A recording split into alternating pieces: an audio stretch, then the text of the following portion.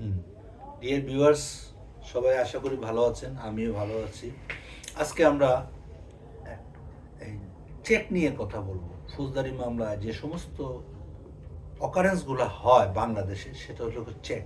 প্রায় মামলায় চেকের মামলা। তাহলে আপনারা সচেতন থাকবেন। কেন সচেতন থাকবেন? চেকের মামলার ক্ষেত্রে আপনারা কাউকে কখনো ব্ল্যাঙ্ক চেক দিবেন না।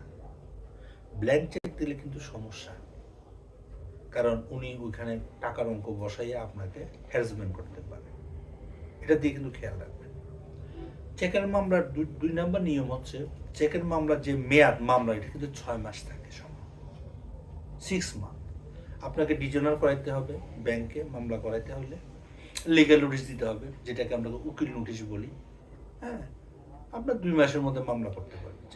চেকের মামলা সবচেয়ে বড় সুবিধা কি, যদি আপনি চেকের মামলার বাদী হন, তাহলে আপনার টাকাটা পাবেন।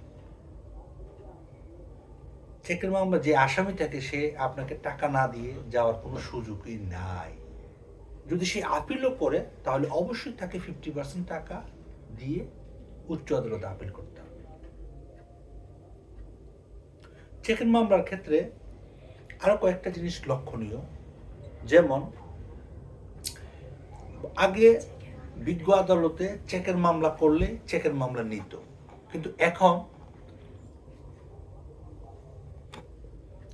চেকের মামলা কি, চেকটা কি, এটা আমি আপনাদেরকে একটু বলি কেন আপনি চেকের মামলা করবেন। যদি আপনি কারোর সাথে ব্যবসায়িক লেনদেন করেন,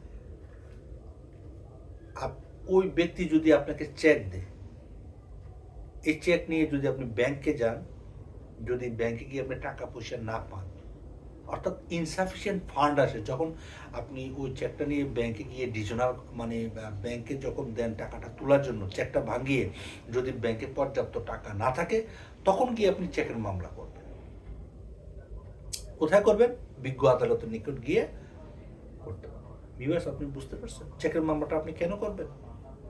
আর এখন মানে বর্তমান আইনে, প্রচলিত আইনে চেকের মামলা করলে আপনি রেমিডি পাবেন 100-র মধ্যে 99%। আশা করি বুঝতে পেরেছেন। আমাদের সাথে থাকুন।